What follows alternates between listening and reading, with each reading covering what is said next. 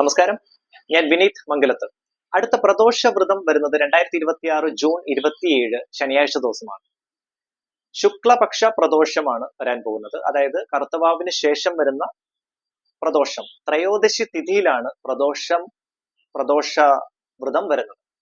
അപ്പൊ പ്രദോഷ വ്രതം അനുഷ്ഠിക്കുകയാണെങ്കിൽ ജന്മാന്തര അങ്ങനെയുള്ള പാപങ്ങൾ ഒക്കെ ഉണ്ടെങ്കിൽ അതെല്ലാം മാറ്റിയെടുക്കാൻ സാധിക്കുന്നതാണ്. പൂർണ്ണമായിട്ടും ശിവഭഗവാന്റെ അനുഗ്രഹം നേടിയെടുക്കാൻ സാധിക്കുന്നതാണ്.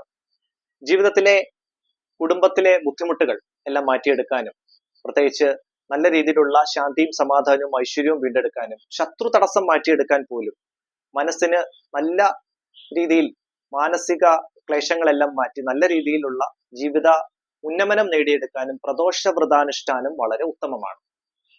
വിഘ്നങ്ങൾ മാറ്റിയെടുക്കാനും ശിവഭഗവാന്റെ അനുഗ്രഹം നേടിയെടുക്കാനും വിവാഹ സംബന്ധമായിട്ടുള്ള തടസ്സം പോലും മാറ്റിയെടുക്കാനും പ്രദോഷ വ്രതാനുഷ്ഠാനം ഉത്തമമാണ്. ഇതാണ് പ്രദോഷ വ്രതത്തിന്റെ പ്രാധാന്യം.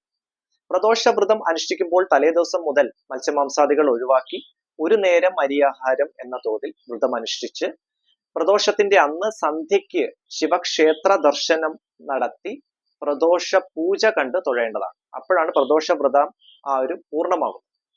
ഇതാണ് പ്രദോഷ വ്രതത്തിന്റെ പ്രാധാന്യം. എന്റെ astrology channel MSV4 astro research നിങ്ങൾ ആദ്യമായിട്ടാണ് കാണുന്നതെങ്കിൽ ദയവ് ചെയ്ത് സബ്സ്ക്രൈബ് ചെയ്യുക. ജീവിത പ്രശ്നങ്ങൾക്ക് കബഡി പ്രശ്നത്തിലൂടെ പരിഹാരത്തിന് താല്പര്യമുള്ളവർക്ക് ഡയറക്റ്റ് ആയിട്ട് വാട്സ്ആപ്പ് നമ്പറിൽ മെസ്സേജ് അയച്ച് ബുക്ക് ചെയ്യാം. വാട്സ്ആപ്പ് നമ്പർ ഈ വീഡിയോയുടെ ഡിസ്ക്രിപ്ഷനിൽ ഞാൻ ആഡ് ചെയ്തിട്ടുണ്ട്.